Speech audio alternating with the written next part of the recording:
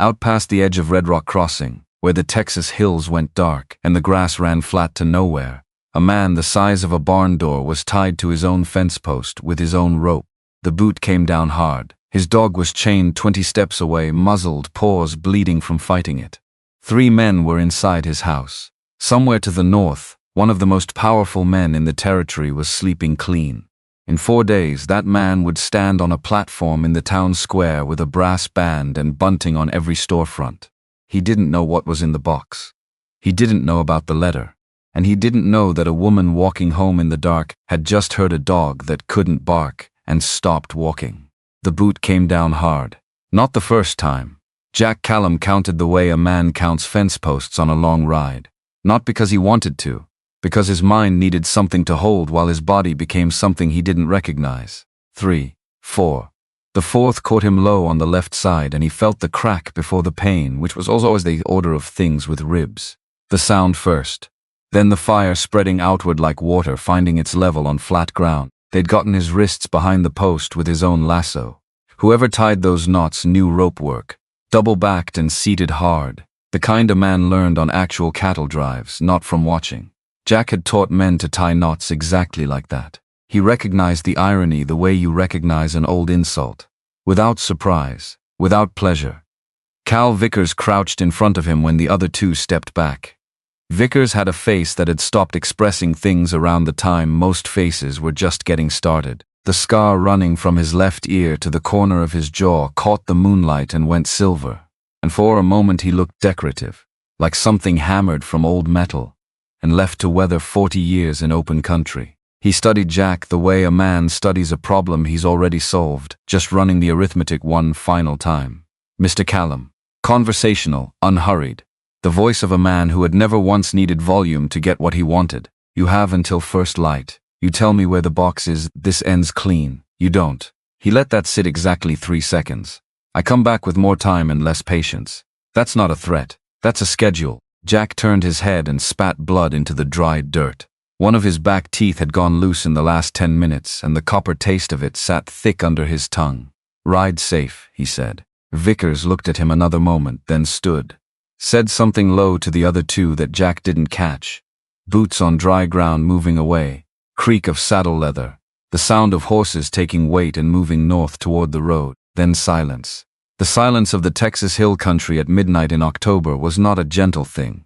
It was the silence of distance, of grass stretching past the reach of any human sound, the sky so wide and so packed with cold light that a man alone under it felt less like a man and more like a detail in something that had never needed him to be complete. Jack had loved that silence once. He'd bought this land partly because of it, 800 acres of it sitting quiet and dark east of Red Rock Crossing. And he'd spent 2 years learning to exist inside it without drowning. Tonight it pressed down on him like a second set of ropes. Scout was chained to the fence post 20 steps to his right. They'd wrapped the chain around the post 3 times and padlocked it. Whoever handled the dog knew dogs. Because the length gave Scout just enough room to move without any chance of reaching the main corral post where Jack sat propped. They'd gotten the muzzle on him too. A figure 8 of leather buckled behind his ears. Scout had been fighting it since they left. His front paws had worked bloody divots into the dirt. His chest heaved. Every few seconds he made a sound that wasn't quite a bark, and wasn't quite a whimper. Something in between. Something that had the shape of a word in it, the way an animal sound sometimes does when the animal has lived long enough alongside people to start borrowing their grammar of desperation. Jack worked his wrists. The rope gave nothing. The post gave nothing. His hands were already going numb from the circulation being cut, and the ribs made every deep breath a negotiation. And there was a knot forming behind his left ear from where something hard had caught him in the first 10 seconds before he'd fully understood what was happening, a mistake he would not make again. Because he was still alive to decide not to make it again, which was the only thing that mattered right now.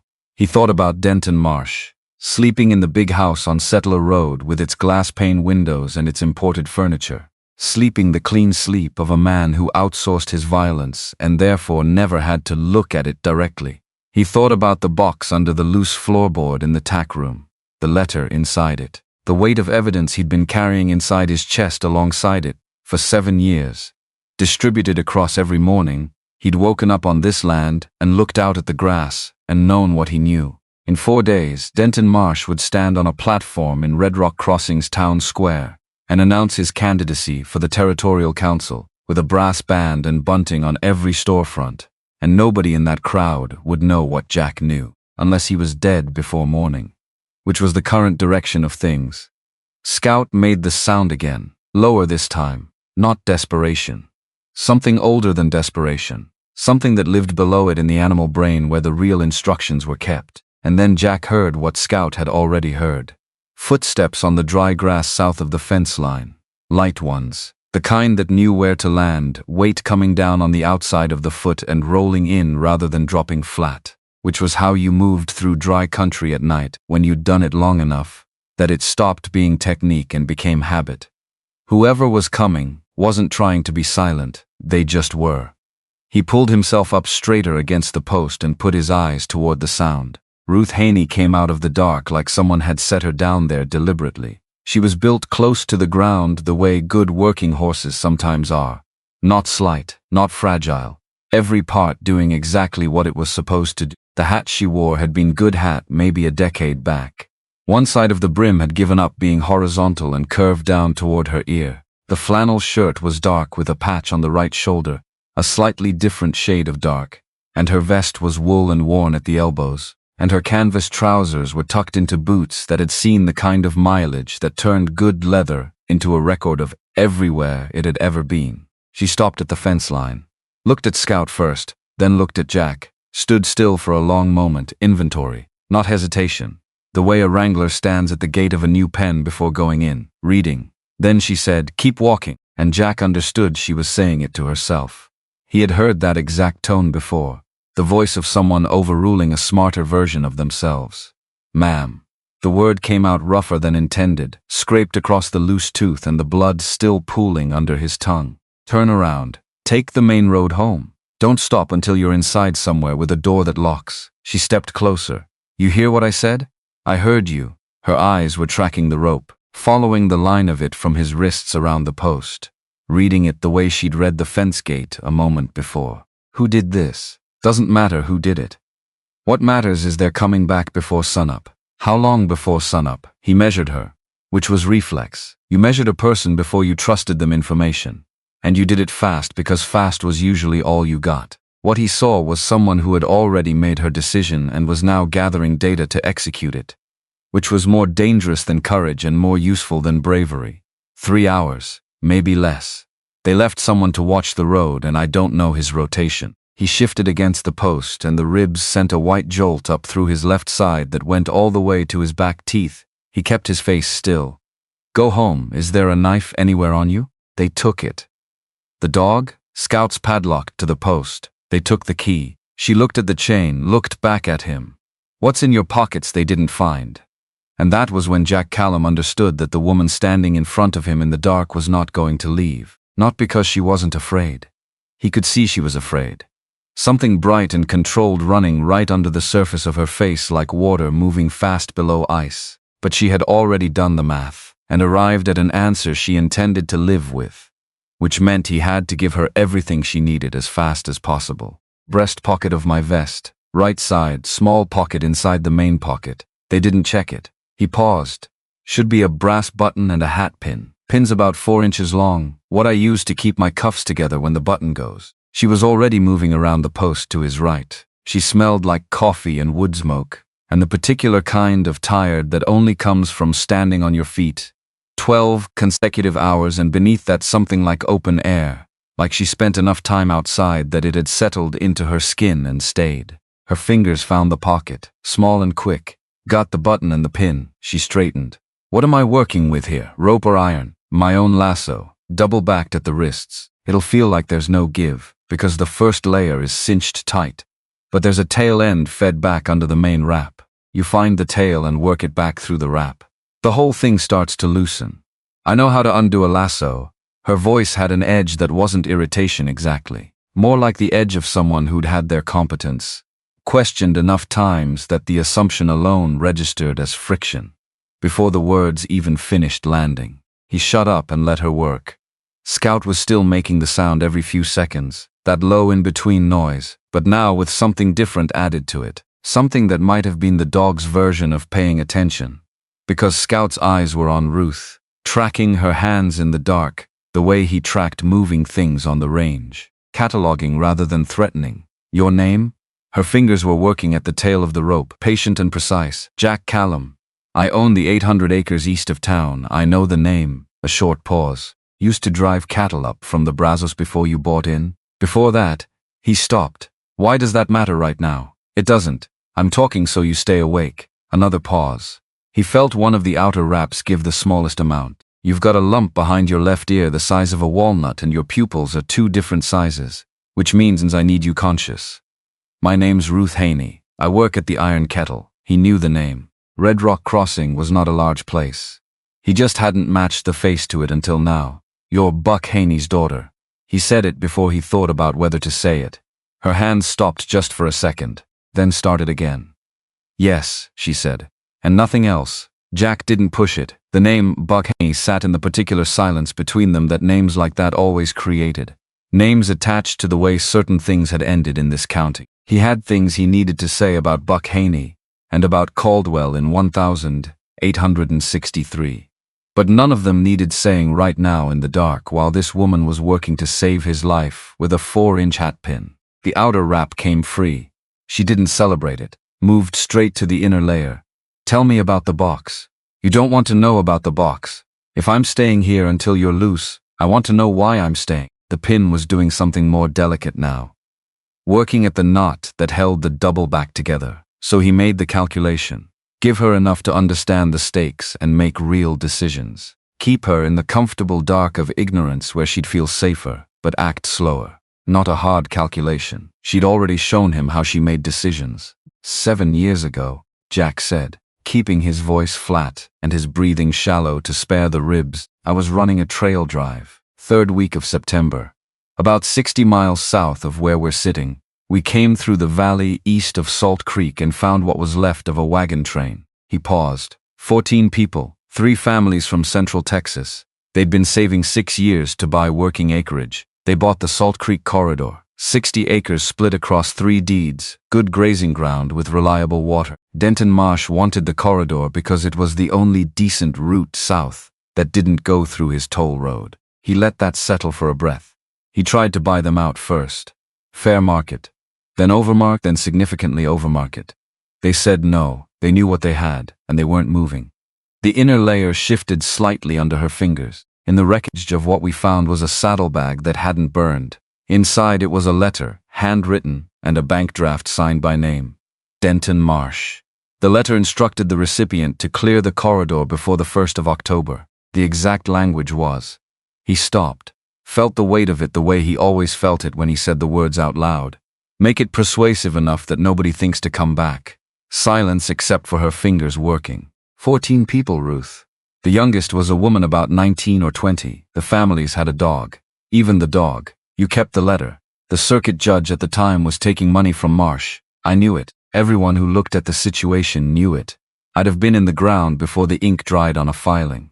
He flexed his right hand slowly, testing whether the circulation was coming back. Pins and needles. Which was good. Pins and needles meant blood moving. So I kept it. Wrote down everything I saw, sealed it in a tin box and put it somewhere I could keep eyes on. And I waited for the legal landscape to change, and now it has. Grant Fuller out of Austin. New circuit appointment, 16 months ago. His record is clean, which in this part of Texas at this point in history is close enough to a miracle that I'm willing to use it. He paused. Marsh knows I have something. I don't think he knew exactly what until recently. But he knows enough. He's announcing his candidacy for the Territorial Council in 4 days. If Fuller gets that letter before the announcement, the whole thing comes apart. Everything Marsh has built. The inner knot came free. He felt the rope go slack around his wrists and the blood rushed back into his hands all at once in a wave of hot static that made him grit his teeth against a sound he had no intention of making in front of this woman. His arms dropped to his sides.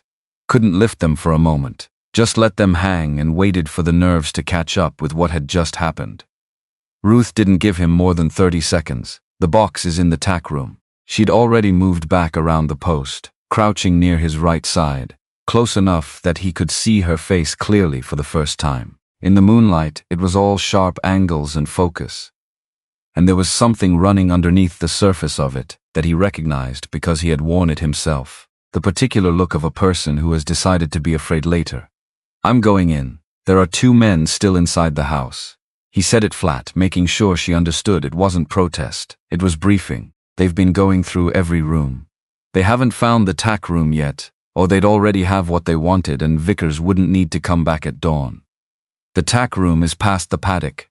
"Yes, but the west window of the kitchen faces the paddock and the path to the tack room. If either of them looks out." "You said you can't stand up yet." She met his eyes directly. "You can still make noise. You're a big man. You make enough noise, they look at you instead of the window." Something passed through her expression. Not second-guessing. More like the acknowledgement that she was stepping onto ground that could give way and had decided to step anyway.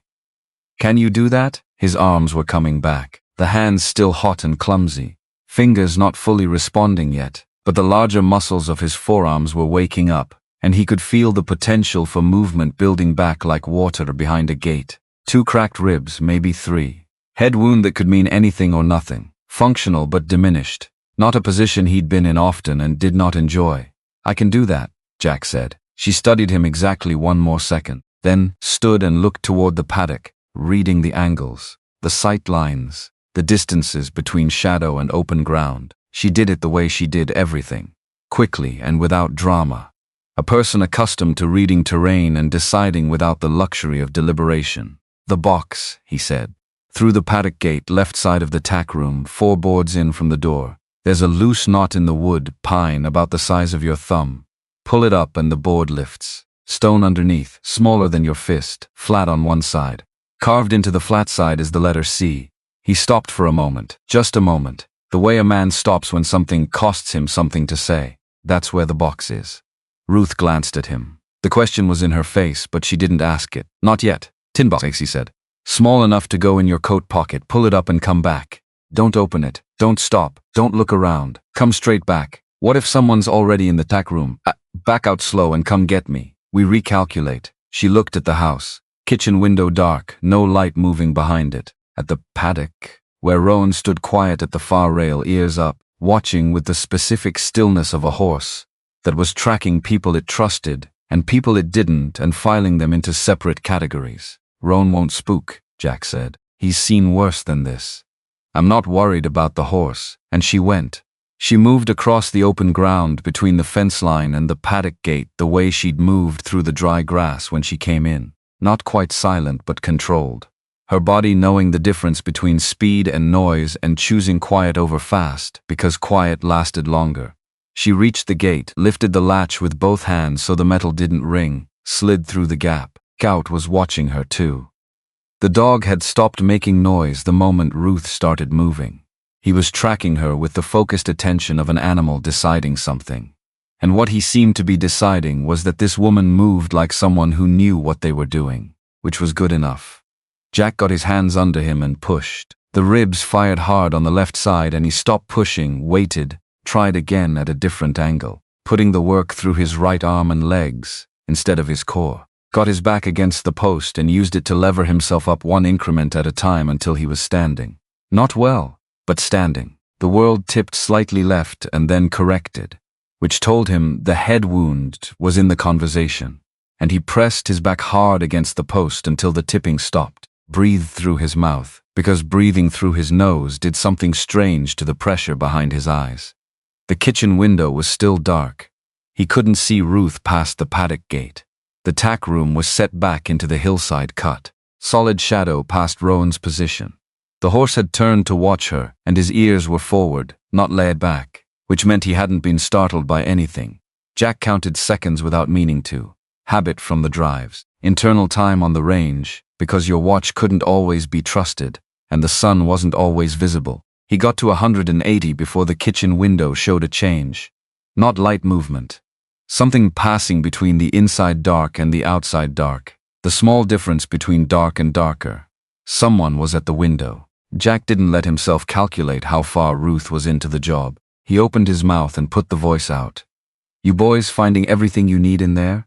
The trail boss voice. Built to carry across 300 head of moving cattle and 200 yards of open ground. Full and rough and loud and deliberate. Hope Marsh is paying you well enough for the work. Man of his resources, you'd think he could afford better help. Silence from the house, then the sound of boots on wood floor. I've been to a lot of places. He pitched it for the window. And I've seen a lot of men work for a lot of people.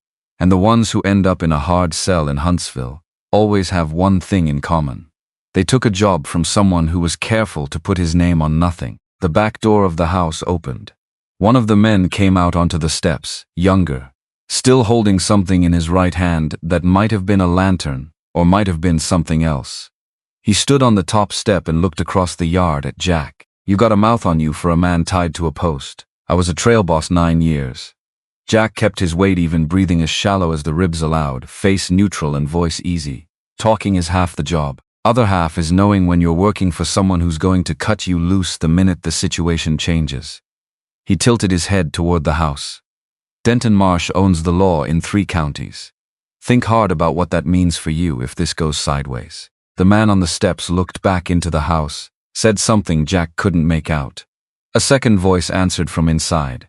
Jack did not look at the paddock. He kept his eyes on the man on the steps, on the door, on the shadow moving above the door at the upper window, and he kept talking. Not because the words particularly mattered, but because sound had mass, and mass created direction, and what he needed was for all the mass and all the direction to stay on him. Over here, away from the paddock and the tack room door, and the woman crouching over a floorboard, in the dark with a letter that could hang Denton Marsh from a legal crossbeam, and let the whole rotten structure of the last 7 years finally come down. The man on the steps came down 1 step. What are you saying about Marsh? I'm saying a man who has 14 people killed to clear a grazing corridor is not a man who loses sleep over 2 hired hands. Jack met the man's eyes directly. What's your name? A pause. That's not your business. Fair enough. I'll call you Tuesday, because this is the kind of Tuesday that doesn't end well for anyone. He shifted his weight deliberately, drawing the man's eyes down to his feet and back up, keeping the movement visible and intentional. You're from outside Red Rock Crossing. Vickers brought you in because he didn't want anyone local involved, which tells you something about how much trust he has in the local talent, and something about how much he plans to be responsible for whatever happens here tonight. The man on the steps looked back over his shoulder at the house again. There's a judge in Austin, Jack said, whose record is clean. Grant Fuller. He's been circuit judge 16 months. In 16 months he's had 7 cases involving land claims in this territory, and in every single one he ruled on the evidence. Not on the arrangement, on the evidence. He let one more beat go. The evidence exists. You can find the box or not find the box. The evidence still exists, and Fuller will see it. This was a lie, or half of one. If they found the box and destroyed what was inside it, the evidence went with it. But the man on the steps didn't know that, and doubt was a slow thing, and it moved in the direction you pointed it, if you pointed it carefully. The man stood on the step and looked at him and didn't come any further. Inside the house, the second voice said something sharper. The man on the steps answered without turning, a back and forth that had the sound of an argument that had been running a while and hadn't resolved. The specific irritable rhythm of 2 men who'd taken the same job and were no longer sure it had been the same job when they agreed to it. Jack stood at his post and breathed carefully and did not look at the paddock. He heard the paddock gate. Not loud, just the small sound of a latch lifting and settling, quieter than the first time, because she'd learned the right angle from going through it once. Which was how good hands worked. You did the thing. You remembered how it worked. You did it better the second time. He raised his voice 1 more register. You want to know what Cal Vickers has done for Denton Marsh? He addressed it to both men now, the one on the steps and the voice inside, volume up enough to fill the yard. I can tell you because I've been watching this county 7 years, and I know the inventory. Not just the wagon train south of Salt Creek. There are 3 other incidents. 2 water rights disputes that ended with the disputing party relocating to somewhere else without ever quite explaining why. He paused. Vickers was present for all of them. You want to guess what role you play in his accounting of tonight? The man on the steps came down the last step and stood on the ground and looked at Jack with something working in his face that wasn't quite anger and wasn't quite calculation, something in between. the look of a man whose job had just become more complicated than the money justified. Ruth came around the corner of the fence line, moving fast, her right arm tight against her body, the way you carry something small and important that you don't want to drop. She made it to Jack's side of the post before the man by the door looked back in the right direction. She pressed herself flat against the shadow of the post. Her breathing was fast and shallow, and her left arm was shaking, but the motion was too fine and too controlled for fear. It was the fine tremor of hands that had been doing close, precise work in poor light. The kind of shake that came after concentrations broke. She held the tin box against her ribs with her right hand and looked up at Jack with an expression he recognized because he had worn it himself. The expression of a person who has done an impossible thing and is standing on the far side of it and hasn't caught up yet. He put his right hand on her arm, pressed once, steady, here. It worked. She took one longer breath, deedied. The man by the door was moving back toward the steps. Tack rooms got nothing. He said it toward the house, and something in the way he said it told Jack he hadn't checked the tack room himself, saying it to have something to say to the voice inside. The voice inside answered with something low and dissatisfied, and Jack understood. They were running out of justification for standing in a stranger's yard in the middle of the night. He did not speak again, waited. Presently both men came out the back door. One of them looked across the yard toward the post where Jack stood, and Jack looked back at him, without expression, and after a moment the man turned away, and both of them went around the side of the house toward the road, and their boots on the dry ground were the last sound of them. The yard went quiet. Scout made the sound again, but different this time. Not the sound he'd been making all night. Something shorter, higher. The sound of a dog recognizing that the thing it had been braced against had stopped. Jack looked at Ruth. She was looking at the tin box in her hand. Her face had changed. The controlled focus was still there, but something under it had shifted, something looser. The way a face looks when the task is done and the body starts tallying what the task cost. Still in the wood, she said quietly, the letter. She looked up at him. He had been carrying what he was about to say for 7 years. The weight of it distributed across every single morning he'd woken up on this land and looked out at the grass and thought about the box under the board and the letter in the box and the 14 people who were not here anymore, because of what the letter said. Clara, Jack said. My wife's name. She died in 1873. He kept his voice even and his eyes on Ruth's. She's the reason I stayed in this county when I should have moved on. The reason I bought land next to land I needed to watch. The reason the letter is still here to be found. She believed it mattered. She thought the waiting was right. That the right time would come. He paused. I don't know if she was right, but she was right about enough other things that I've been willing to trust her on this one. Ruth looked at him for a long moment. The yard was quiet around them. Scout was lying down now, head on his forepaws, watching them both. The right time, Ruth said slowly, is in 4 days, yes. And Vickers will be back before dawn, yes. She looked toward the road, then back at him. Something settled in her expression. Not acceptance exactly. More like the moment a rider finds their seat. The moment when your center drops and you stop fighting the motion and start moving with it. She put the tin box into her coat pocket. Then we don't have time to stand here. Her voice was steady, more resolved than hope. You need to tell me everything. Start with Marsh, all of it, and out past the fence line.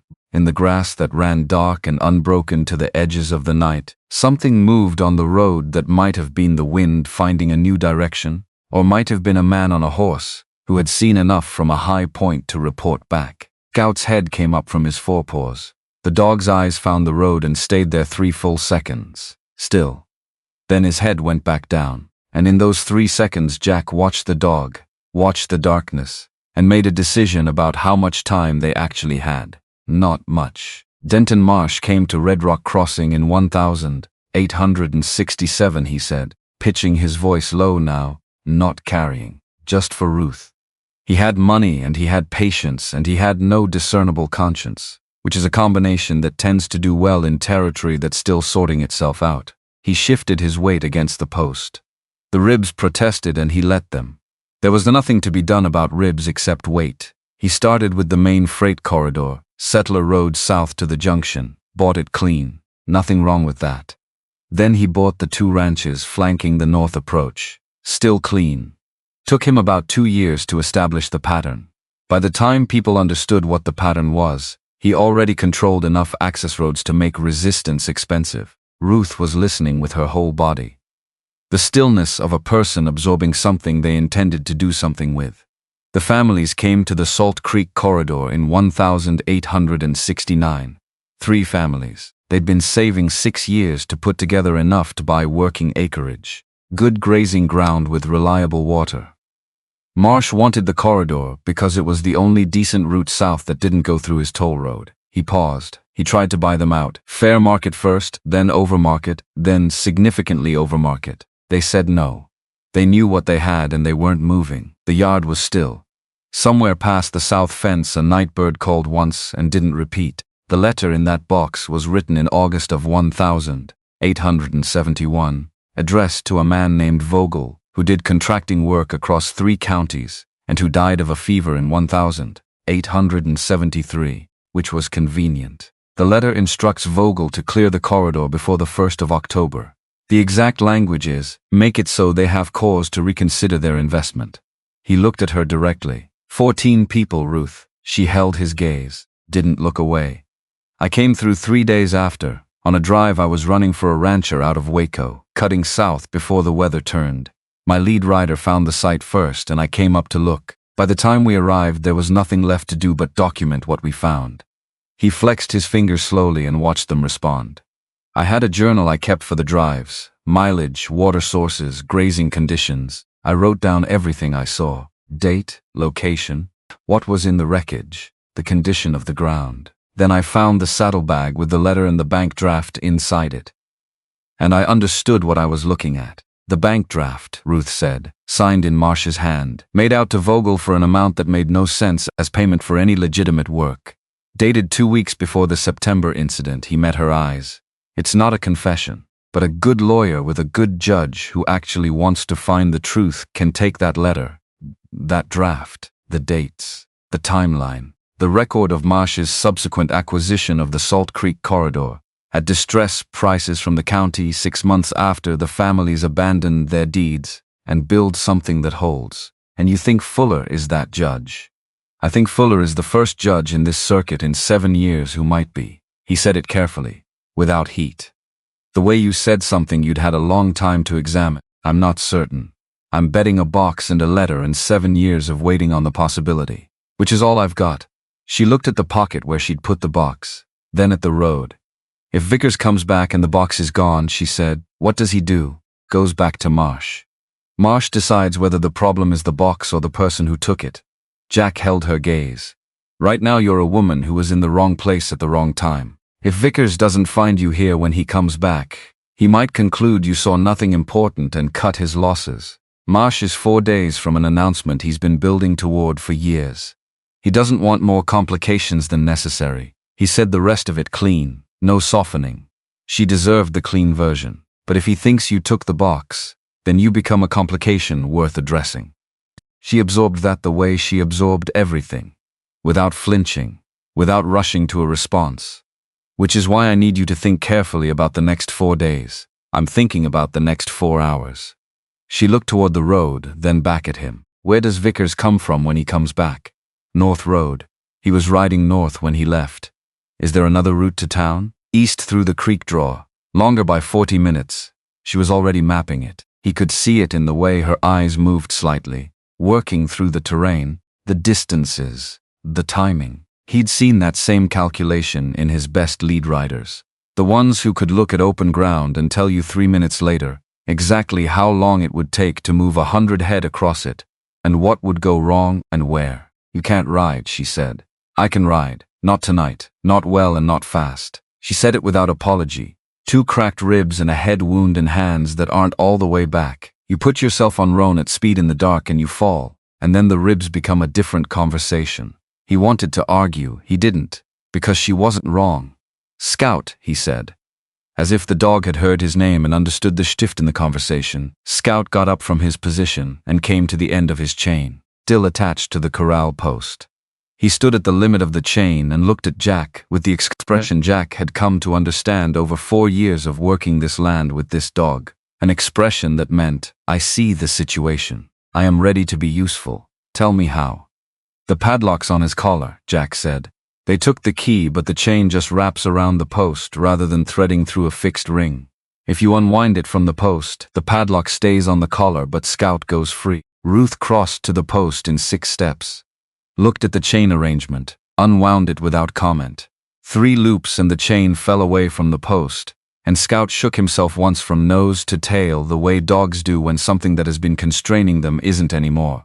Then he came directly to Jack and pressed his whole body against Jack's right leg and stood there. Jack put his hand on the dog's back and felt the tremor in the animal's frame. Not fear, exertion, the long sustained effort of working against the muzzle and the chain for hours. The muzzle, Ruth said. He'd forgotten about it. Scout had been wearing it since they left. Jack's hands were still not fully cooperating. Buckles behind his left ear, he said. Ruth reached out without hesitation and Scout held perfectly still for her. And the buckle came free and the muzzle came away, and Scout turned and licked her wrist once, then turned back to Jack. Ruth looked at the muzzle in her hand, set it on the fence rail. He trusts you already, Jack said. Dogs usually do. She dusted her hands on her canvas trousers. I grew up with them, 4 on the place when I was learning to work. My father said you could read a person by how dogs read them. A pause. Something moved in her face. The brief appearance of a wound old enough to be mostly scar tissue but not old enough to be painless. He was right about a lot of things. Jack waited. She looked at him. You said you knew his name. When I was working on the rope. You said Buck Haney, Caldwell, 1863, yes. He kept his voice level. Because that was what the moment needed. And she deserved the truth without decoration. I was 22, running drag on a herd out of Bexar County. I didn't know your father. I knew what happened because the whole outfit heard about it. A man who'd agreed to testify against a hired gun that had been working for a land company. And then the man was found outside his barn 3 days after the proceeding. He held her gaze. It was talked about on that drive and on other drives for a long time after. The kind of thing that told you something about the county you were riding through. What the county would and wouldn't do. Ruth was very still. The man who gave the order, she said. For my father, dead since 1869, tried to take a shortcut through the Bandera Hills in January. Weather changed on him. He said it plainly, without satisfaction or sorrow, because that was how it had happened and she deserved the plainness. His organization didn't survive him. That particular corner of the arrangement came apart within a year. She was quiet for a long moment. Something passed through her face that he couldn't name and didn't try to. Some private accounting that was none of his business to read. Then it was over and she was back, present, and her eyes came up to his with that same quality he'd seen from the beginning. The quality of someone who has decided and is now executing. Then we're doing this for different reasons, she said, and arriving at the same place. He understood. She meant she had not stopped walking tonight purely for him. She had stopped walking because of what her father's death had deposited in her. The specific understanding of what happened when one person had enough power to make another person disappear, and nobody with authority was willing to say otherwise. She had learned that lesson young, and she had been carrying it 15 years. And tonight she had walked into the dark with it, and was standing on the other side of it with a tin box in her coat pocket. Ruth. She looked at him. They're going to figure out what happened here. Not tonight, maybe not by morning. But soon. Vickers will come back and find the house empty, and the box gone and Scout unchained, and he'll know someone helped me. And Red Rock Crossing is not a large place. He kept his eyes on hers. What I'm saying is that from this point forward, the next 4 days become your problem as much as mine. I don't say it to frighten you. I say it so you know exactly what you're carrying when you walk out of this yard tonight. Ruth looked at the road to the south, the direction of town, the direction of the iron kettle, and the rented room above the Sadlers, and the life that had been her life every morning before tonight. Then she looked back at Jack Callum, standing against his post in the dark, with his ribs held together by nothing yet, and his hands still slow and a border collie pressing into his right leg like a furry anchor. You told me they'd come back before dawn. Her voice had lost nothing. That doesn't leave time to be frightened tonight. I'll decide about frightened tomorrow. She set her hat straight on her head. Now tell me how we get you to town before Vickers comes back on the north road. And out on the south road, distant but gaining, came the sound that ended the question of how much time they had. because Cal Vickers had not ridden north to wherever Vickers spent his evenings. Cal Vickers had ridden north to the rise above town, where a man could see both roads and the light in the iron kettle window, and the figure of a small woman leaving by the back door after a double shift. And he had been watching and calculating from that rise for a long time, and now he had finished calculating. And the hoofbeats coming down the south road were his. Scout heard them first. The dog went low and silent and still, and his eyes found the road, and Jack heard it a breath later, and he looked at Ruth, and she looked at him, and in the space of that look they exchanged everything that needed exchanging, without a word, because there was not time for words now. There was barely time for what came next.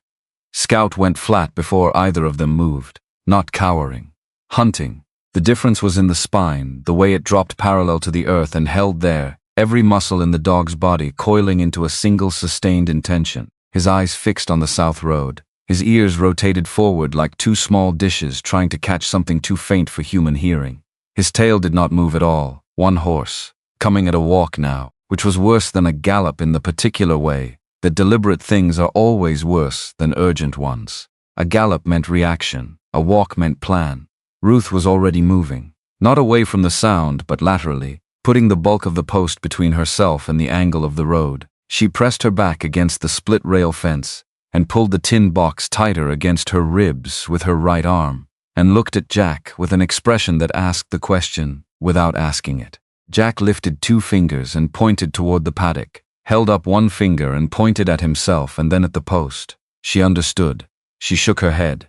He pointed at the paddock again, more firmly. She shook her head again, and something in her face closed the argument before he could open it. The specific quality of a person who has decided that standing still is the right move, and who is not going to be talked out of it by a man gesturing with two fingers in the dark, which meant they were both here when Vickers came through the gate, and Vickers did come through the gate. He swung down from his horse before it had fully stopped, the casual dismount of a man who had done it 10,000 times and didn't think about it anymore, and he stood in the yard with his hat pushed back on his head and looked at the scene in front of him with the expression opposite of surprise, the expression of a man checking arithmetic he'd already suspected was wrong. His eyes went to Jack, to the post, to the rope on the ground, to Scout standing free beside Jack's right leg, then to Ruth. He looked at her for a long moment. The scar along his jaw caught the moonlight the same way it had earlier in the night, silver and still.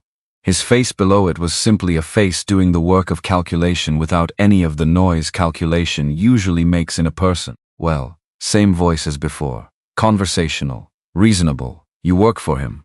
He was addressing Jack, but his eyes stayed on Ruth because Jack was the known quantity and Ruth was the variable. And in Vickers's accounting, variables deserved more attention than constants. Jack's chest held steady against the wrapped nothing of two cracked ribs. As the words came out flat, she was walking home. Walking home.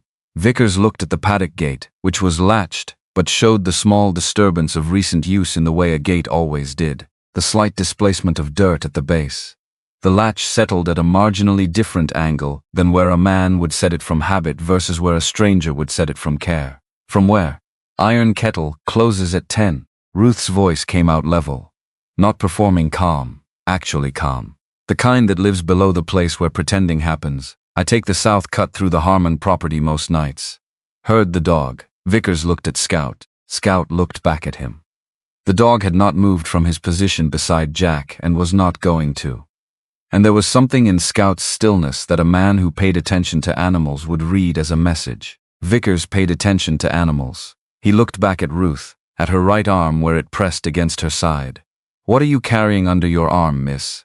Not a question. The inflection was flat, the grammar of a man who asks things he already knows the shape of. Ruth opened her coat with her left hand, showing the flannel shirt underneath and nothing else, because she had moved the tin box to her left coat pocket somewhere in the last 30 seconds without Jack noticing her do it, which told him something about Ruth Haney that he filed away for later. Apron, she said, from the diner. I fold it and keep it under my arm on the walk home so it doesn't catch on the brush. It's a long walk. Vickers looked at her for 5 full seconds. Here was the thing about Cal Vickers that made him dangerous in a way that went beyond the gun on his hip and the scar and the history of resolved problems. He was genuinely intelligent. not educated. The older kind of intelligence, built from decades of reading situations and reading people and being right about both often enough to have survived to 52 in a profession where the average was considerably lower. He looked at Ruth Haney in her worn hat and her patched flannel, and her borrowed calm, and he weighed her. Then he looked at Jack. "The box is gone," he said, still conversational, just noting a fact. Jack kept his face neutral. "I don't know what you're talking about." "Sure you don't." Vickers tilted his head slightly to one side the way a man does when he's adjusting his angle to get better light on something.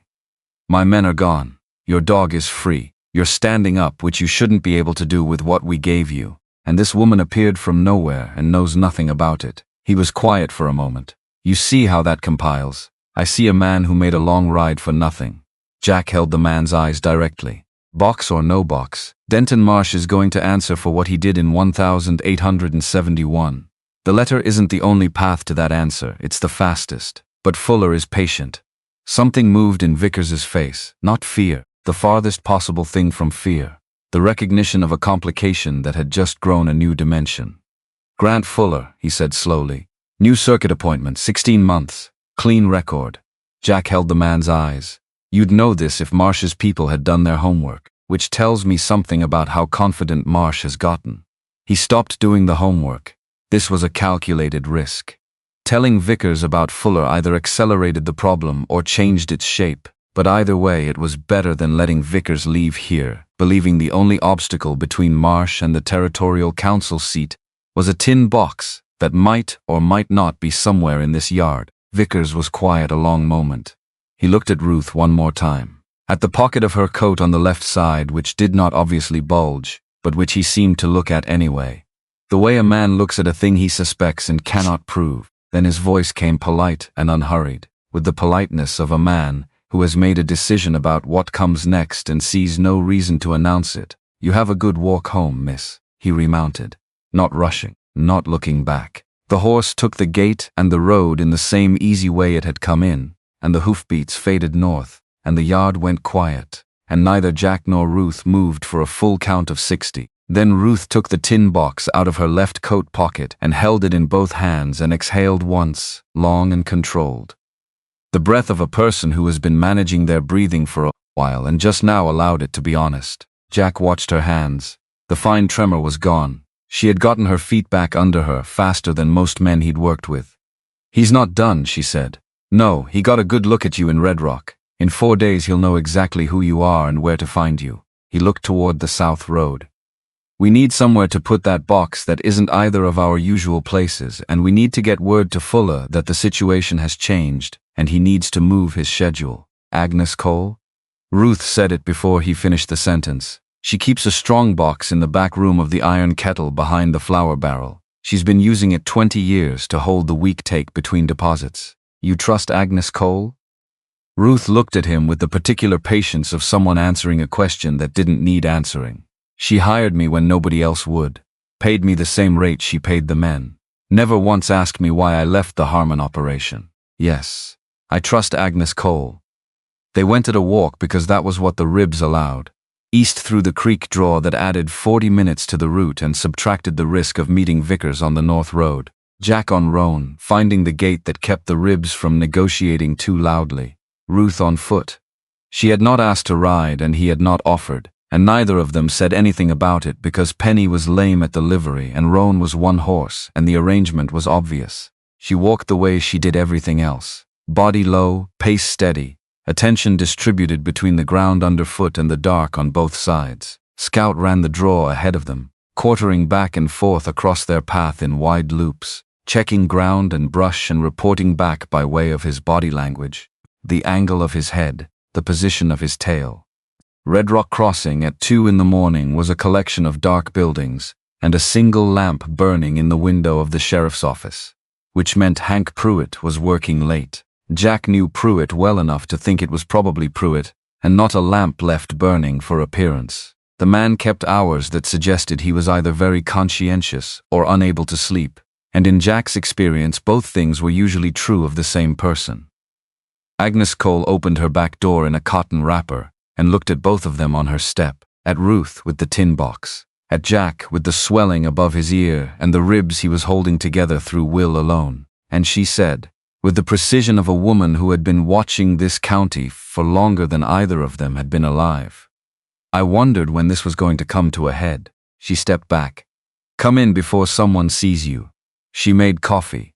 Jack did not argue about the coffee, even though his jaw was making the process more complicated than it should have been, because Agnes Cole's coffee at 2 in the morning in a warm kitchen was the first uncomplicated thing he had encountered since sundown, and he was going to drink it. Ruth sat across the table with the tin box in front of her, and her hands wrapped around her cup, and the particular exhaustion of sustained adrenaline beginning to show around her eyes. Agnes listened to the short version, which Jack gave her standing against the kitchen wall, because sitting made the ribs negotiate harder. When it was done, she looked at the tin box for a moment, then at Ruth. "You went into the tack room, by yourself."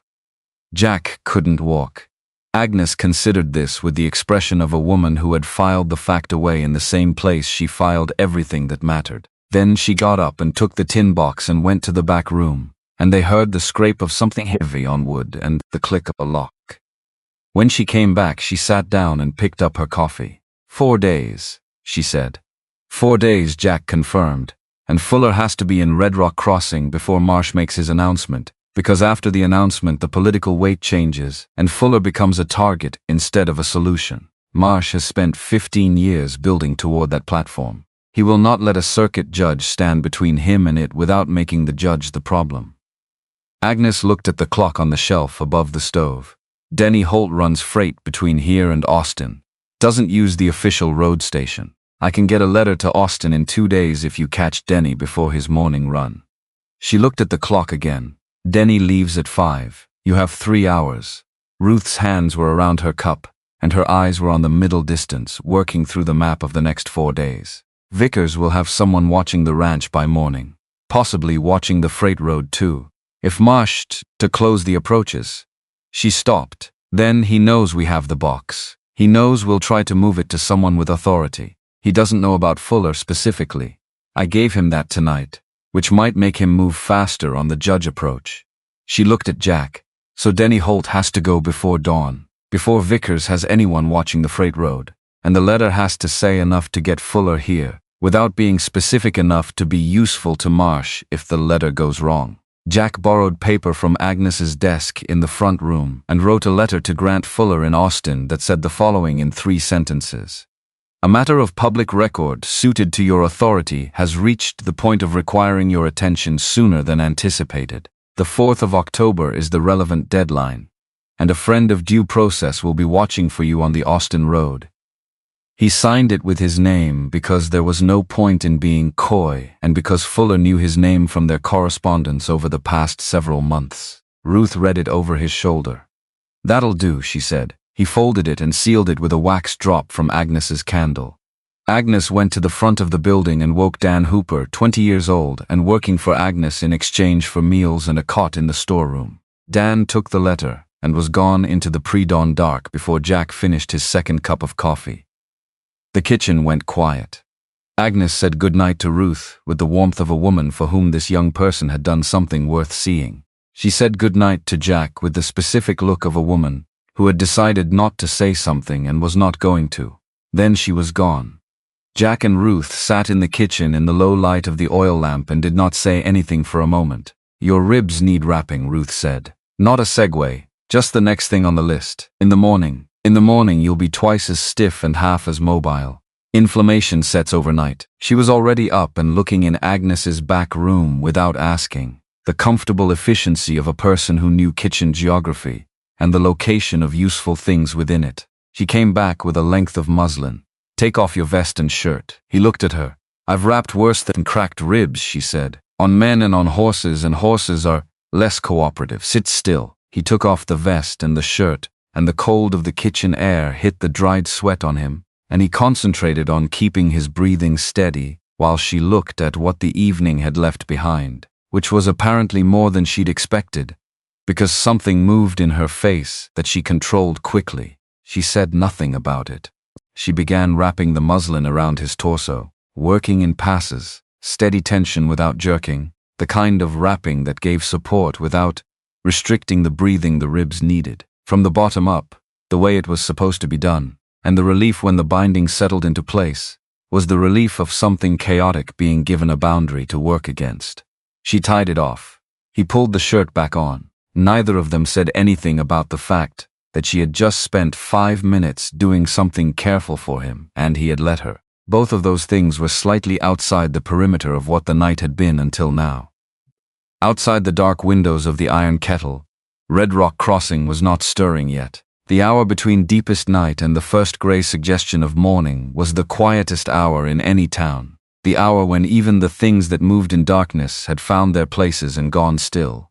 Ruth said, "My father believed that if you could get the truth in front of someone willing to look at it honestly, the honest thing would survive." Her eyes were on the table.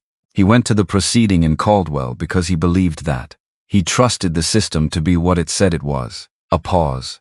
He was wrong about the system. I've spent 15 years wondering if he was wrong about the principle. Jack didn't answer immediately because the answer deserved the weight of being thought about before being spoken. Grant Fuller is not the system, he said finally. He's one man inside a system that works the way systems work, but one man with the right authority in the right room at the right moment is sometimes enough. Not always. Enough times to keep trying. She looked at him directly. The lamp was low and the kitchen was warm. And the look she gave him was the look of someone hearing a thing they have been trying to convince themselves of for a long time. Hearing it from outside themselves. Testing whether it sounds different from the outside. "You've been waiting 7 years," she said. "And you still believe it." He thought about Clara, about the journal he still kept, about the letter sealed in the tin box now sitting in Agnes's strongbox, and the bank draft, and the dates, and the terrible neat story they told when you laid them next to the record of what Denton Marsh had subsequently acquired, and about the 14 people, and what they had left behind, and about the specific patience of waiting for the right person to carry a thing to. "The waiting is the hardest part," he said. "Not because it takes long. Because you have to keep deciding every morning that it's still worth it." He held her gaze. "I'm still deciding, most mornings." Something settled in her expression. The settlement of a question that had been sitting at an angle for a long time, and had just found the flat ground it was meant to rest on.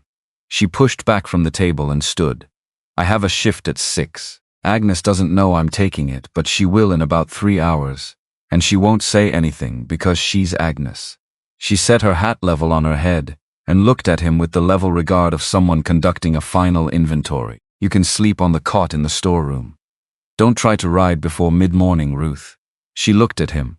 "Why you stopped walking tonight? You heard a dog and you went off the trail in the dark to find out why. Most people don't do that." Something moved through her expression, something that lived below the practical surface of her face, and she let it be visible for exactly the time it took her to decide what it meant. "My father stopped walking once. He walked toward the thing he believed was right instead of away from it. And I spent 15 years telling myself that was the reason he died.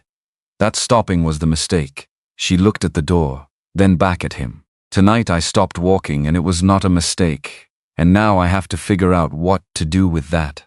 She went out the back door and her boots on the steps were the last sound of her. The kitchen came back into itself. Scout, who had been lying under the table through all of it, got up and put his chin on Jack's knee and looked up at him with the patient expression of a dog, waiting for a person to finish processing something and get back to the business of existing. Jack put his hand on the dog's head. Outside, the sky was beginning to lose its depth, the first gray seeping in at the eastern edge, the way color always returned. Not all at once, but increment by increment, the world remembering its own details. He did not go to the cot. He sat at Agnes Cole's kitchen table with his wrapped ribs and his cold coffee and his dog, and he picked up Agnes's pen and her paper, and he started writing down everything he remembered about the night of September 12, 1871, in the valley east of Salt Creek. Because one document in a box was evidence, and 2 documents were a pattern, and a pattern was harder to explain away than a letter.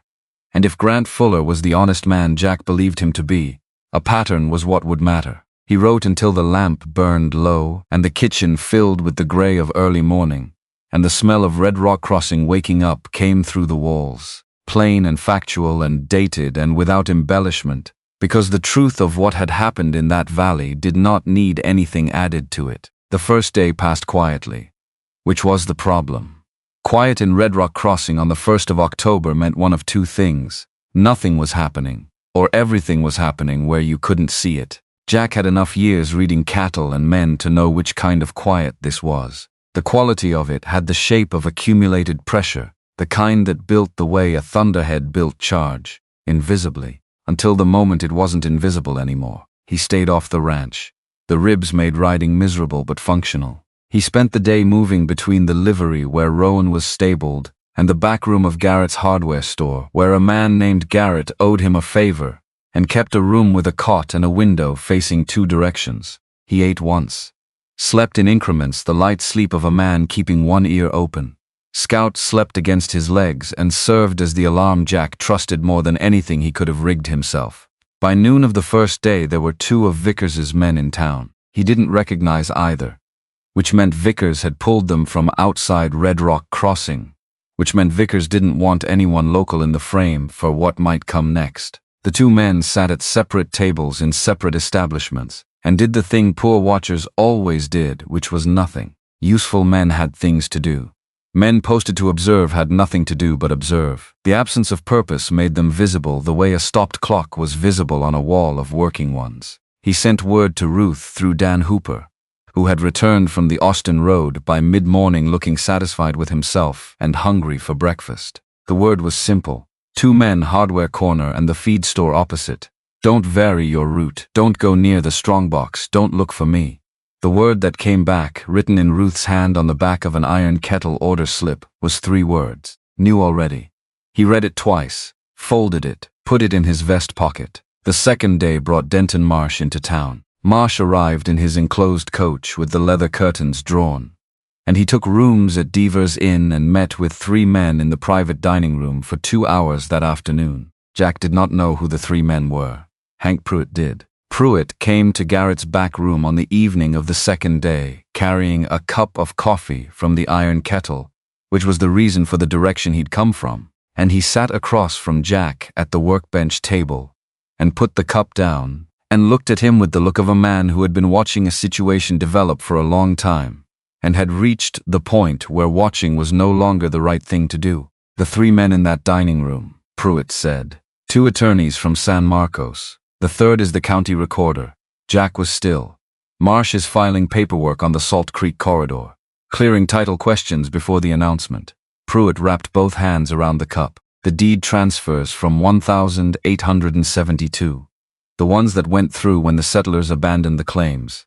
There were irregularities, not large ones, but enough that a patient man with the right judge could use them to crack the acquisition record open. He looked at Jack directly. Marsh knows this. He's papering over them before they become a problem. If he completes the filing before Fuller sees the original documents, the acquisition looks clean. And a clean acquisition reduces Fuller's grounds for intervention significantly. Jack said it plainly. He's not stupid. No. Pruitt picked up the cup. He's not. He looked at his coffee. Then I need to tell you something about Cal Vickers. Jack waited. He was in my office this morning. Came in the front door. Pruitt's jaw shifted slightly. Told me he had information that a man named Jack Callum had come into possession of stolen property belonging to Denton Marsh and wanted to file a formal complaint. A pause. Very polite about it. The shape of it settled in Jack's chest below the wrapped ribs. Vickers wasn't trying to recover the box quietly anymore. He was trying to make the box radioactive. A formal complaint on record meant anything inside it became contested evidence. And contested evidence in a county where Denton Marsh had spent 15 years building arrangements carried a very different weight in any proceeding. What did you tell him? I told him I'd look into it. Pruitt's face was neutral, but his eyes were not. And then I sat in my office for an hour thinking about 14 people south of Salt Creek and 3 families who left their deeds in 1,872. And I thought about what kind of sheriff does what kind of thing in what kind of county. He met Jack's eyes. I'm not filing the complaint, but Vickers will know by morning that I didn't, and he'll draw his own conclusions about where I stand, which puts me in the frame. I know. I've been the sheriff of this county 9 years. Pruitt said it simply, the way a man says something he is finished deliberating. I've made accommodations I'm not proud of, and I've looked away from things I should have faced. Not this time. He stood. I'll be in the square on the 4th. Whatever happens there, I'll be present. He picked up his coffee and walked out the way he'd come. Jack watched him go and thought about the word Ruth had used 2 nights ago in the dark yard. Principle. Whether her father had been wrong about it. And he thought that the principle had just acquired another person willing to stand on it. And that was the only thing that had ever made any principle worth the name. The 3rd day was when Vickers moved. And the move was not what Jack expected. Not on the ranch, not on Jack directly. The move came at 7:20 in the morning, when Ruth came out of the Iron Kettle's back door and found one of Vickers's men leaning against the fence post looking at her with the expression of a man delivering a message who didn't particularly care how it was received. "Mr. Vickers would like to speak with you." Ruth looked at him the way she looked at most things that needed deciding. Directly and without rushing. "I have tables, he understands, it won't take long." She went back inside, came out 10 minutes later in her vest and hat, and walked 2 blocks north to Deaver's Inn, and went through the front door, because the front door was the door you used when you had nothing to hide and had chosen to walk into something rather than be pulled. Vickers was in the small parlor off the lobby, coffee in front of him. Same expression he always had, the expression of a man running arithmetic that most people couldn't follow. "Sit down, Miss Haney." Ruth sat, hands in her lap, eyes on him. "You're a practical woman." His voice was even, unhurried. 2 jobs, no family left in the county, working in a town with a short ladder. "I'm going to offer you something practical." He pushed a second cup toward her. She didn't touch it. $500 and safe passage out of Red Rock Crossing.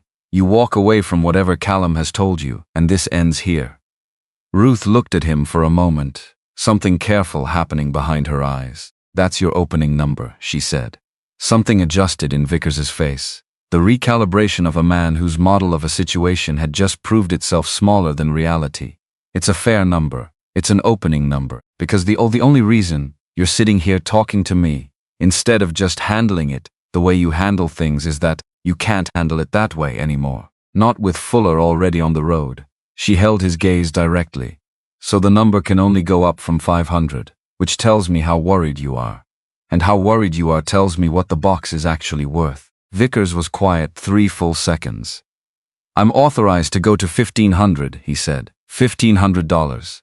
The number sat in the air between them with the weight of something that could genuinely change a life. Because it could. In Red Rock Crossing in 1878, that number was a horse and a saddle and a year of supplies, and enough left over to matter. It was the number that ended the walk home every night. That fixed Penny's leg and cleared the debt on the room above the saddlers and left something remaining. Ruth's hands in her lap did not move. She thought about it honestly, because not thinking about it honestly would have been its own kind of lie. She thought about what 1,500 meant in the practical arithmetic of her life. And then she thought about a tin box under a floorboard with a woman's initial on the stone above it and 14 people who were not anywhere anymore, and her father's face. In the particular way, she could still see it when she let herself. There was no number that bought its way past that. Not because she was noble, because she had to live in her own skin every morning. And the price of 1,500 was something she would carry long after the money ran out. "The box doesn't belong to Denton Marsh," she said. "It never did. It was left at a site where 14 people died, and the man who found it has been holding it 7 years waiting for a judge willing to look at it honestly. Grant Fuller is going to be in Red Rock Crossing tomorrow morning." She pushed her chair back and stood. $1,500 doesn't change any of that. It just makes me a person who took $1,500. Vickers looked at her a long moment. "You're making a mistake," he said. Not threatening, noting, "My father made the same one." Her voice didn't waver. "I'm starting to think it runs in the family." She set her hat straight.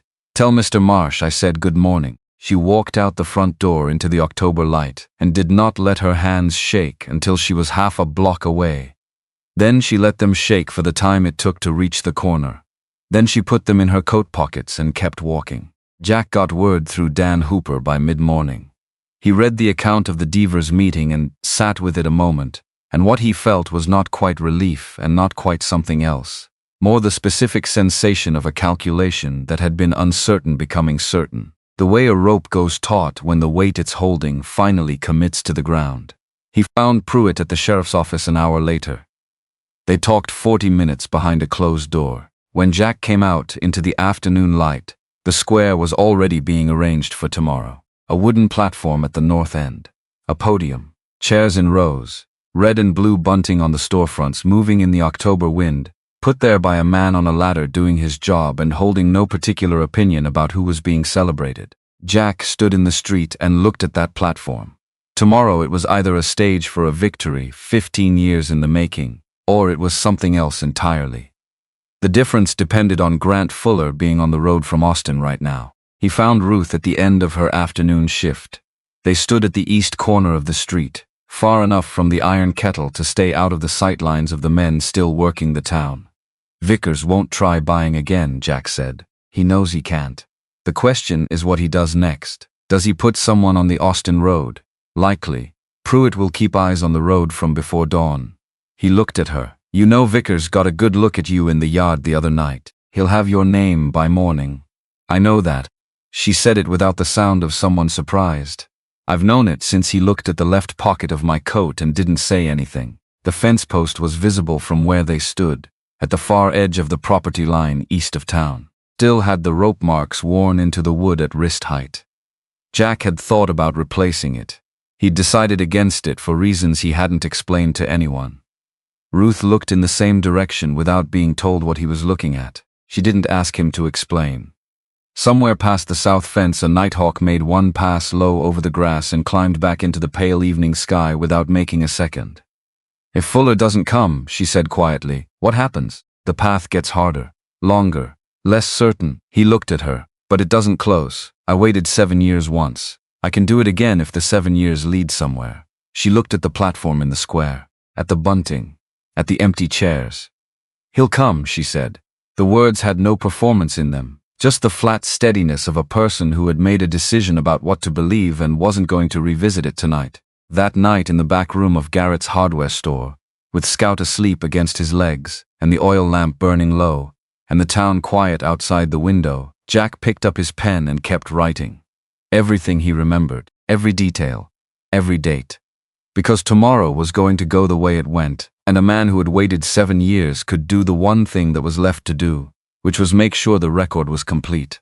And 3 blocks away, Ruth Haney stood at the kitchen window of the Iron Kettle, looking out at the back alley of Red Rock Crossing in the early dark, and she felt for the first time in 15 years that the thing she had been carrying had somewhere to go, which was, she understood, its own kind of dangerous.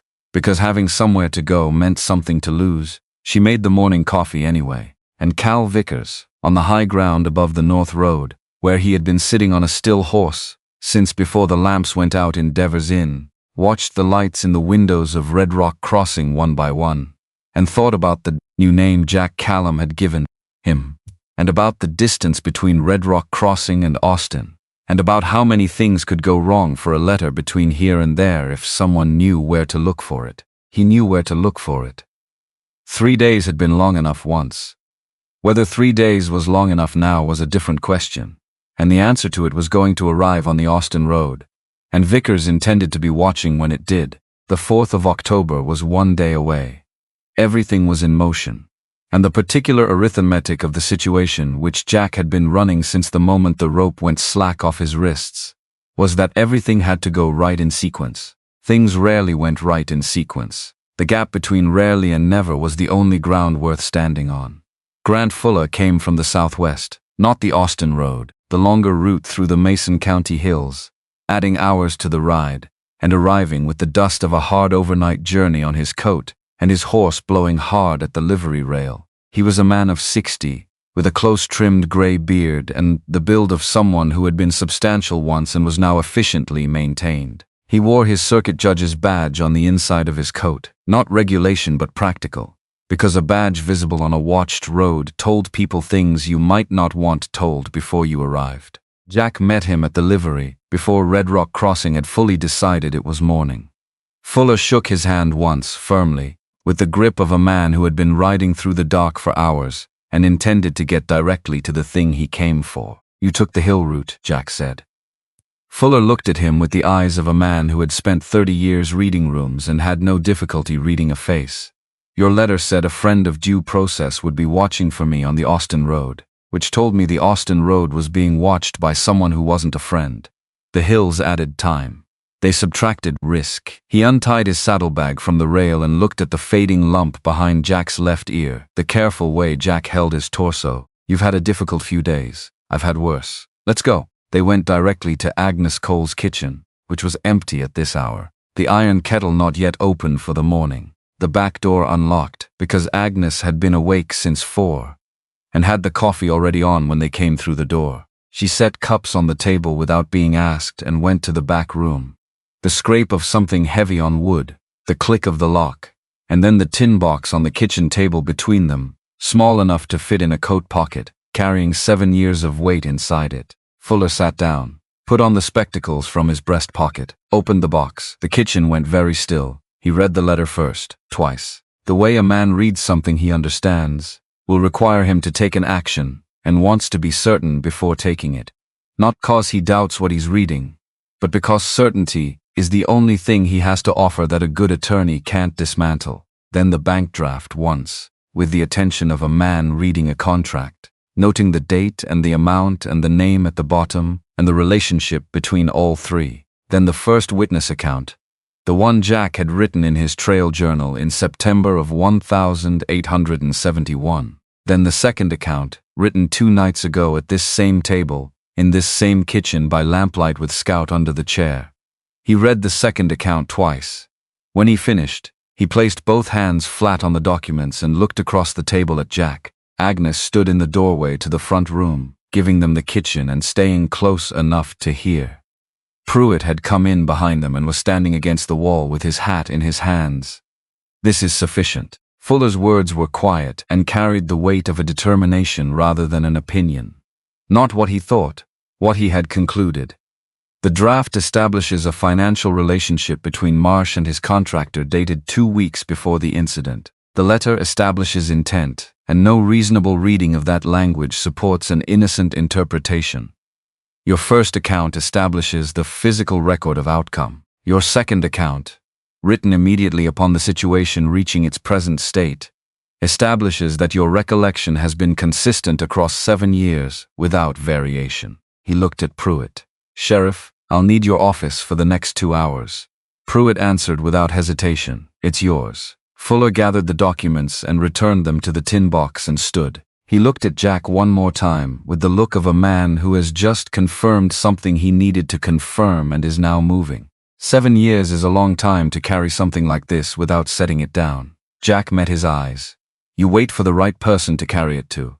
That's all it is. Fuller held his gaze for one moment, then nodded once and followed Pruitt out the back door toward the sheriff's office 2 blocks north.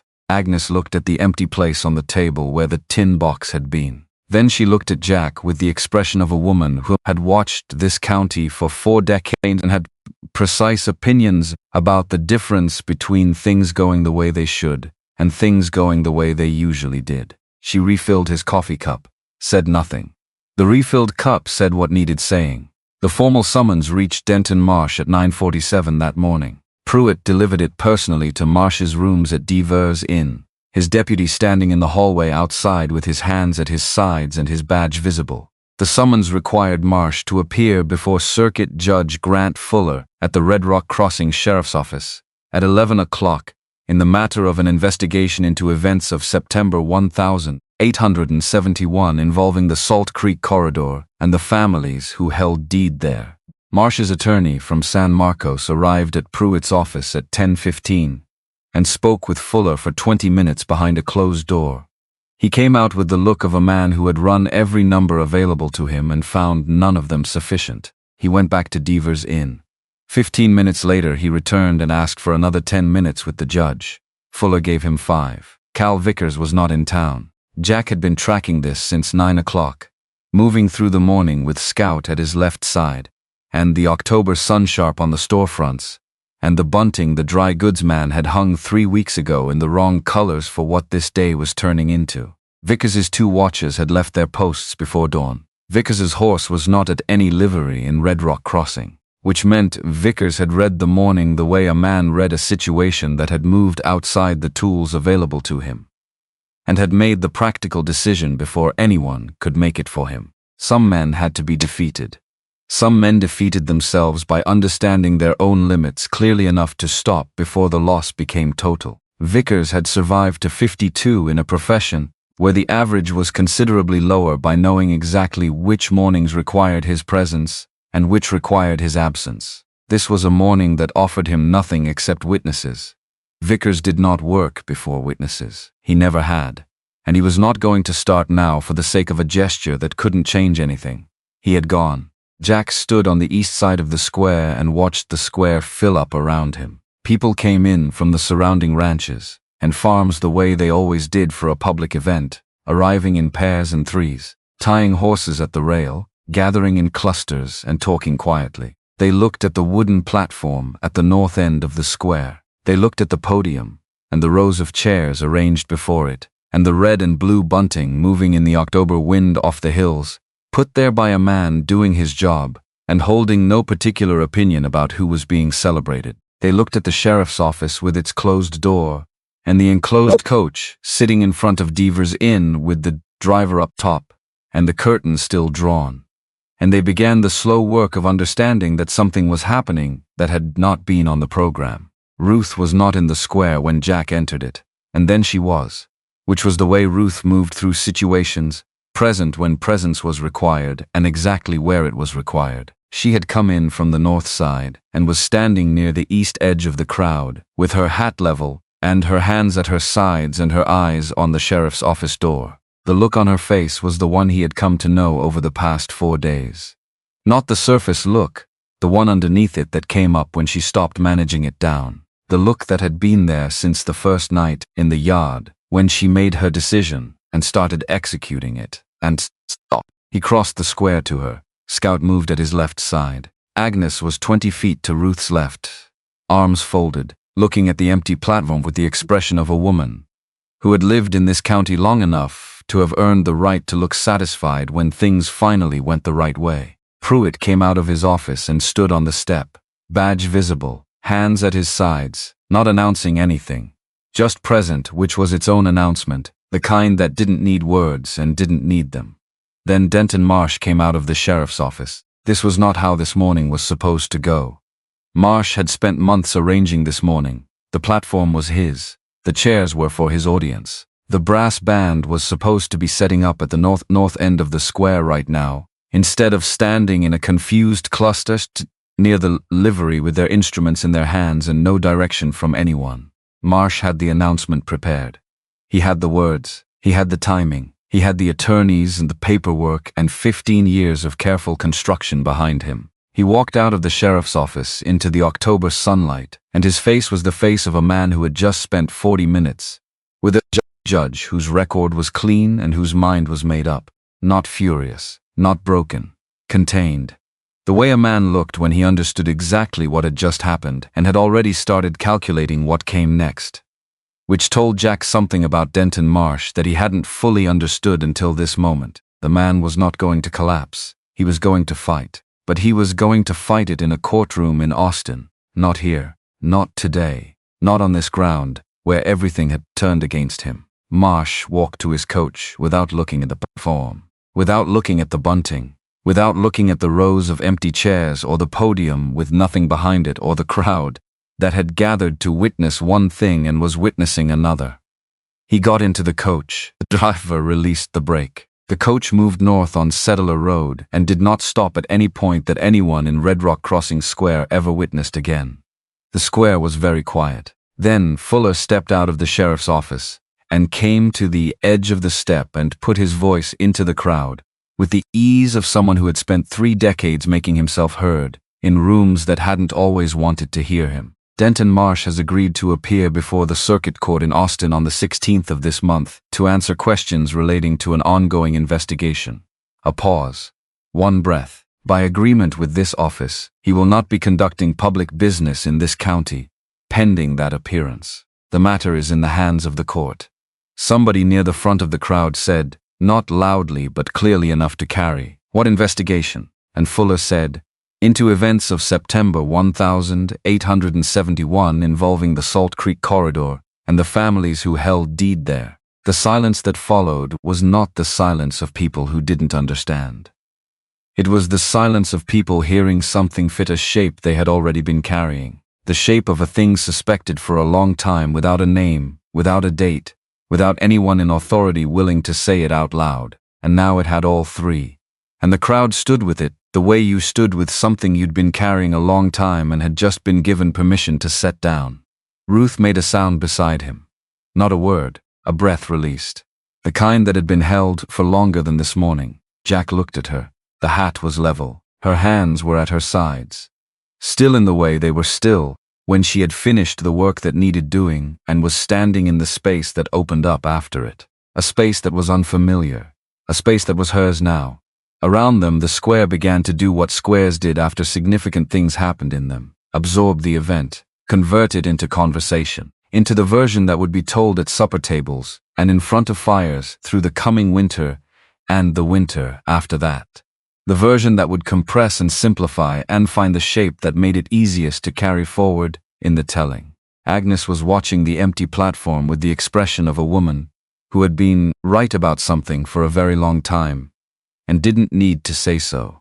Pruitt stepped down from the sheriff's office step and crossed the square to where Jack and Ruth were standing. He stopped in front of Jack and looked at him for a moment with the look of a man who had walked across a dark town to a hardware store back room and said what kind of sheriff he intended to be, and had just been given the opportunity to find out if he'd meant it. He had meant it. "Fuller leaves for Austin tomorrow morning," Pruitt said. "He'll want a deposition from you before he goes. An hour, maybe less. I'll be there." Pruitt looked at Ruth. Something in his expression acknowledged what she had done without naming it directly, which was the right way to acknowledge it. Then he nodded once and walked back toward his office. Ruth looked at the platform, at the podium, at the chairs in their rows, still arranged for an audience that had come for one thing and stayed for another. The bunting moved in the wind with complete indifference to what it had been hung for. "He'll fight the Austin date," she said. "Yes. His attorneys are good, and they're going to make the chain of evidence the issue. How the documents were held, how they were recovered, whether there's legal standing for a 7-year-old letter retrieved without official witnesses." Jack said it without bravado. "Just the honest accounting of what was coming. Fuller is better than his attorneys. And a letter in a man's own hand is a difficult thing to argue away regardless of how it was found, because the letter says what it says and always has." She was quiet a moment. "Then the south pasture. When you go back to the ranch, it needs a wrangling operation run properly. Has for 2 seasons. I know how to run one," she said it simply, the same way she'd said everything since the first night. Not performing confidence, just stating what was true. 11 years on the Harmon operation. I ran the South Range the last 4 of those before I left." He looked at her. The full clear regard she'd given him since the yard. The look of someone who did not turn away from things even when turning away was easier and made more practical sense. "I know you do," he said. She turned and looked at him directly. Something in her expression that had been held carefully in check for 4 days was no longer being held. Not loosened by the relief of what had just happened in the square, loosened by the fact that the next 4 days and the 4 days after those were no longer the only thing either of them could see. Callum and Haney. She tried the sound of it, testing it the way she tested ground before committing her weight. For the books and the south pasture, and the other things that need attending to properly. She looked at the square, then back at him. "The books need someone who does figures without resenting them. I can do figures. Things you resent get done badly. I don't resent them." "You resent them," she said. "I've watched you add that column 3 different ways since Agnes's kitchen and get a different answer each time." He had nothing to say to that, because it was accurate. Scout looked up at both of them, made a short sound in his throat, got up from his position at Jack's left side, and walked in the direction of the livery, with the deliberate air of a dog who had heard enough to reach his own conclusions, and was moving on to the practical implications. They watched him go. The October wind moved through the bunting on the storefronts, and through the empty airs, and through the space where Denton Marsh's announcement was supposed to have happened. What followed was not fast. Justice in 1878, moved at the speed of horses and paper, the schedule of circuit courts, which was not a speed designed to satisfy anyone who had been waiting, but it moved. 6 months later, the circuit court in Austin found for the investigation. Marsh's attorneys contested the chain of evidence and the jurisdiction and the weight of a 7-year-old document recovered without official witnesses. And they were skilled attorneys, and they made every argument available to them. Fuller heard all of it. He ruled on the evidence rather than the arrangement, which was what an honest judge did, and which was precisely why Jack had waited 7 years for an honest judge, rather than working with the ones who had been available all along. Denton Marsh was remanded to answer charges of conspiracy in the deaths of 14 persons in September of 1871. The Salt Creek Corridor title transfers were set aside pending full review. Hank Pruitt was re-elected sheriff of Red Rock, crossing the following spring by the widest margin in the county's history, which was the kind of outcome that required no explanation to anyone who had been standing in the square on the 4th of October. Cal Vickers did not appear at any proceeding. He had not been in Red Rock Crossing since the morning of the 4th. A man whose value was entirely contingent on the protection of a specific principle lost that value the moment the principle lost his protection. And Vickers understood that arithmetic better than most. He went wherever men like Vickers went when the ground they worked on ran out of room for them. Somewhere farther west, most likely, where the accounting started over and nobody knew the previous balance. Jack went back to the ranch. The ribs healed in 6 weeks. He mended fence and ran a small herd through the south pasture and did the ordinary unglamorous work of 800 acres. Scout ran the perimeter every dawn and reported back in the way of a dog, who had decided this ground was his and intended to keep his owner informed of its condition without being asked. The new floorboard in the tack room settled into place over the winter. By spring, it looked as though it had always been there, which was how good work looked when enough time and enough weather passed over it. The stone with the carved C was still underneath it. Jack had not moved the stone. He had considered it once.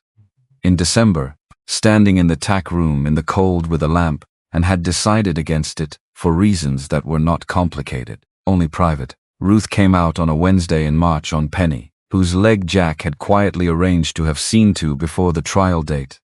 Without being asked, without explaining it as anything other than what it was. Penny moved sound on the road between town and the east pasture. Ruth stood at the paddock fence and read the property the way she read everything, thoroughly and without rushing. The inventory gaze he had come to recognize as the way she approached any ground she intended to work. The spread of the south pasture, the outbuildings, the fence lines running east toward the creek draw.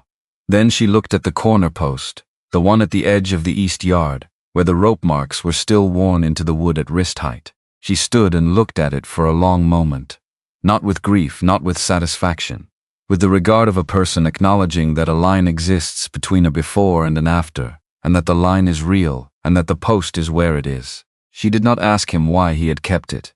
He did not explain. Both of them understood that some things marked where something had changed and needed no further justification for standing. She looked at the south pasture. The east fence line needs resetting before you run a full herd through there. 3 posts down near the creek bend. I know. You're going to fix them before spring drive or after 4. Then I'll be here Tuesday. She said it the way she said most things, as a statement of fact rather than a question. Then she looked at him with the level directness that had been there from the first night. The books first, then the pasture. Then we talk about what the second season looks like. That's a reasonable order, he said. Something moved through her expression that was not quite a smile, and was not quite something else. Closer to the expression of a person who has been doing careful work for a long time, and has just been handed a problem that is finally the right size for the tools she has. The sign at the crest of the entry road went up on a Thursday in May. 2 lines of black paint on seasoned oak, done by the same man who lettered the storefronts in Red Rock Crossing. It read what it read. Callum and Haney Ranches, Red Rock Crossing, Texas. The wind moved through it without ceremony, which was the only way the wind ever did anything. The paint dried. The wood began the long process of becoming part of the gate, absorbing weather and light and the particular character of that piece of ground. The way things became part of places when enough time passed over them. On a Tuesday evening in late May, Ruth sat across from Jack at the kitchen table, with the ledger open between them and her finger, tracking a column of figures with the focused attention she brought to everything that required precision. The lamp was warm. Outside, the south pasture made its small sounds, the herd settled and easy after a good day of grass. Scout had taken his position on the porch, facing the fence line, facing the dark beyond it, doing the work he had decided was his without anyone asking him to decide. September is wrong, Ruth said. She didn't look up from the column. I know, by a fair amount, I know that too. She looked up at him then. The same look she had given him since the first night in the yard, the look that did not turn away from things, that met them directly and without negotiation. How long have you known? Since October. October. She set the pen down. You let it sit wrong since October. I was waiting for someone who didn't resent figures. She looked at him for a moment with the expression of a person deciding whether that answer was acceptable. Decided it was. Picked the pen back up. I'll have it corrected before Friday. I know you will, he said. She went back to the ledger. He picked up his coffee and watched the lamp hold its light against the dark coming through the windows, and thought about nothing in particular, which was a thing he had not been able to do for a very long time, and which felt exactly like what it was. Outside, Scout shifted on the porch and resettled. The south pasture went quiet. The sign at the gate was too dark to read, but it said what it said, and the wind went through it, and the ranch held the two of them, and their work inside it, the way ground holds things that have been put into it with intention and care. Ruth turned a page. The lamp held. That was enough.